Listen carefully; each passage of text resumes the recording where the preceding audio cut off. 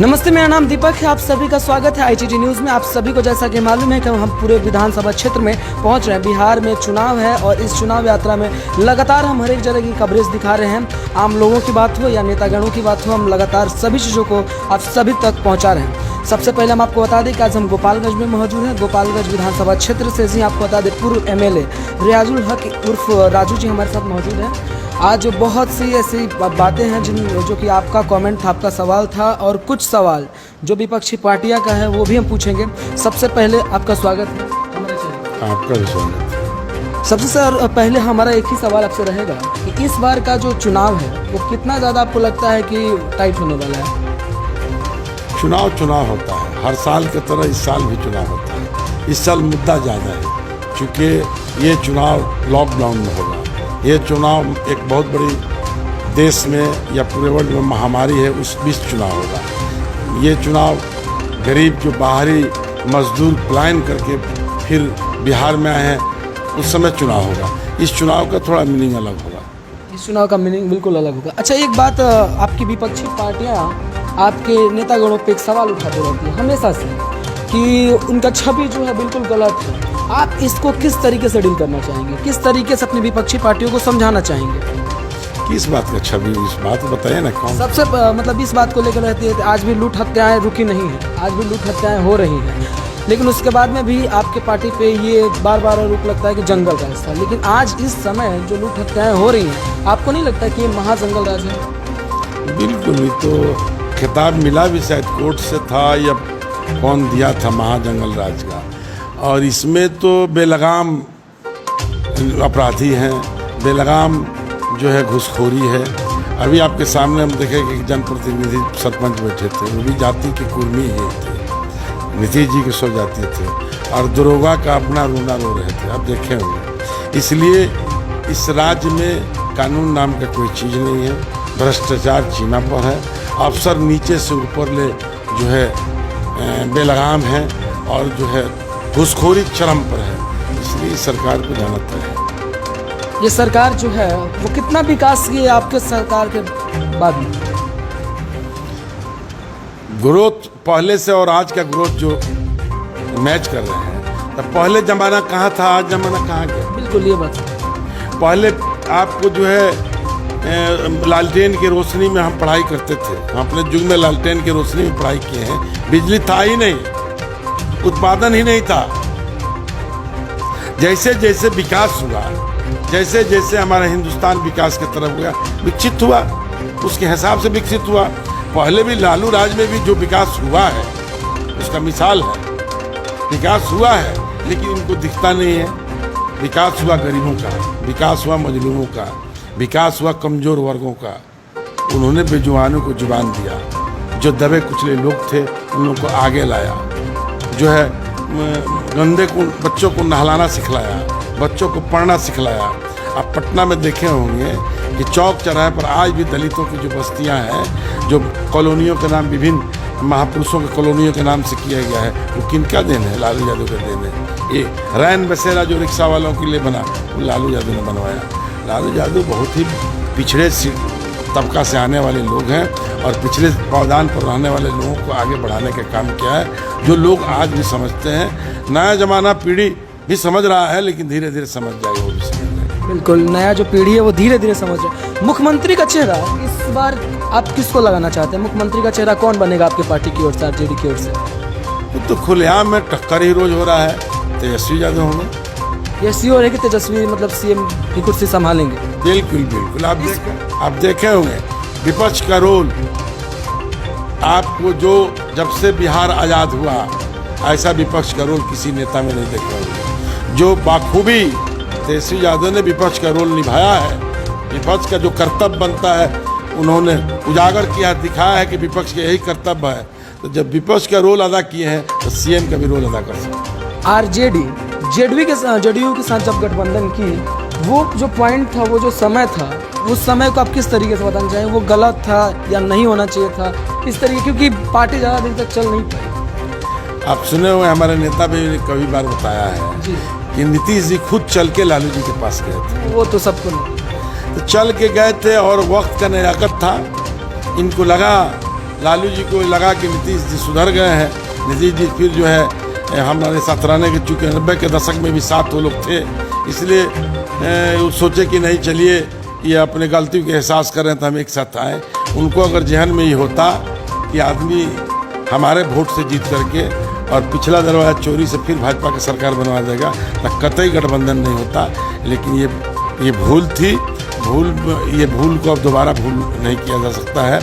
ये जो आज भाजपा बात कर रही है, भाजपा अपना कौन सा दाव छोड़ा था? दर्जनों से ज़्यादा, कई दर्जन सभाएं प्रधानमंत्री ने किया था बिहार में, लेकिन फेलियर हुए। 50 के लगभग सीटें रह गई और गठबंधन की सरकार बनी। लेकिन जानबूझ के एक लड़का को फंसाने के लिए, एक जो है नौजवान को फंसाने के लिए तरह तरह का हथकंडा अपनाए कि किसी तरह हम गठबंधन तोड़ लें। फंसाना एक बहाना था, उनको बीजेपी में जाना था। यानी साफ है, नेताजी ने कहा एक चीज़ कि फंसाना एक बहाना था, उनको बीजेपी में जाना था। साथ ही साथ सर एक और सवाल जो है बहुत ज़्यादा आपके क्षेत्र का सवाल है, इस बार आप चुनाव में सबसे ज़्यादा कौन सा मुख्य मुद्दा लेकर जनता के बीच जाएंगे कि आप हमको वोट दीजिए इस मुद्दे? हम वोट के दिनों में वोट नहीं मांगते हैं। हम 5 रोज साल काम करते हैं, हमारे राजनीतिक जीवन 30 साल हो गया। हम एक पता कीजिएगा घूम के, तो मैं एक विधानसभा का नेता नहीं हूँ। मैं उत्तरी बिहार में राजनीति करता हूँ, कई जिलों का नेता हूँ, और मैं दलित गरीब पिछड़ों का राजनीति करता हूँ और स्वर्ण गरीबों का राजनीति करता हूँ। आप पता कीजिएगा, जिला में जब मैं अवेलेबल रहता हूँ तो कोई ऐसा दिन नहीं होता है कि अगर सदर अस्पताल में कोई एक्सीडेंट आ गया या कोई गोली लगा हुआ है या कोई बीमार आ गया, तो मैं 12 बजे रात को भी मुझे कोई अगर फ़ोन करता है तो मैं जाके देखने का काम करता हूँ, उसका इलाज कराने का काम करता हूँ। मैं गरीबों का आंसू पोंछा हूँ और सामंतियों के खिलाफ मैं लड़ता हूँ। इसलिए मुझे कोई मेरा एजेंडा नहीं है, एजेंडा यही है गरीबों का साथ देना और सामंतियों के अत्याचार से मुक्ति लोगों को दिलाना, यही मेरा एजेंडा रहता है। इस बार भी यही रहेगा? बिल्कुल। विकास तो जो विधायक जीतेगा वो विकास करेगा, उसका मद का पैसा इसमें खर्च होगा, उसमें नहीं खर्च होगा तो उसको घर बनाने में थोड़े खर्च होगा। ये तो बात कोई बनने वाली बात है नहीं। हाँ, अब जो चीज़ परेशान है, अब जैसे गोपालगंज में दियरा से गंडक से परेशान है, बाढ़ का हरदम टारगेट बना रहता है और लूट खसोट के नाम पर मरामती होती है और सारे ठेकेदार लूट लेते हैं, अफसर मिलकर लूट लेते हैं। इसलिए मुख्य मांग यही रहेगा बाढ़ दियरा इलाकों के लिए कि किसी तरह नेपाल से समझौता करा के चाहे जिस तरह हो अस्थाई बाढ़ से निजात दिलाया जाए गोपालगंज को। ये मुख्य मुद्दा रहेगा, बाकी मुद्दा तो जनरल है, वो चलता रहेगा। अच्छा, एक शिक्षा को लेके हमेशा से आरोप इस समय लग रहा है ये सरकार पे कि शिक्षा आने के बाद, नीतीश सरकार आने के बाद शिक्षा जो बिल्कुल खत्म हो गई है, क्योंकि शिक्षा भी जरूरी है। इसके ऊपर आपका क्या सोचना है? नीतीश जी जब सरकार बनी तो उन्होंने कहा कि सर्टिफिकेट लाओ नौकरी पाओ, सर्टिफिकेट लाओ नौकरी पाओ। उसमें हुआ कहा कि बहुत सा लोग बहुत सा गलती सर्टिफिकेट ले करके पढ़ा लिखा लड़कों का हिस्सा मार दिए और नौकरी ले लिए। अब जो है फिर विपक्ष का रोल, जब हम लोगों को 22 विधायक थे और विपक्ष के नेता अब्दुल बारी सिद्दीकी थे, उस समय ये सदन में मामला उठा कि ये जो नौकरी हुआ है शिक्षकों को गलत हुआ है और गलत जाली सर्टिफिकेट पर हुआ है। तो जल्दी आनन फनन में नीतीश जी ने उन लोगों को एग्जाम लिया। एग्जाम एक बार लिया, कुछ लोग पास हुए, 2 बार लिया, कुछ लोग पास हुए, जो बच गए तीसरा बार एग्जाम लेकर सबको पास कर दिए। तो सबको पास कर दिए। समान वेतन जब काम है तो समान वेतन दीजिए, तो समान वेतन का भी हम मांग करते हैं। शिक्षकों के साथ अब नाजायज हो रहा है। जब आप एग्जाम ले लिए, जब खरा उतरा एग्जाम पर, जिस तरह एग्जाम लिए विपक्ष के डर से लिए चाहे जिस तरह लिए, तो अब जो है, अब जो सही उतरा है तो सेम जो काम करा रहे हैं उससे भी जितना ड्यूटी ले रहे हैं उतना उससे भी ड्यूटी ले रहे हैं। तो आप दीजिए, सेम वेतन दीजिए, हम मांग करते हैं। लेकिन शिक्षा का स्तर गिरा है।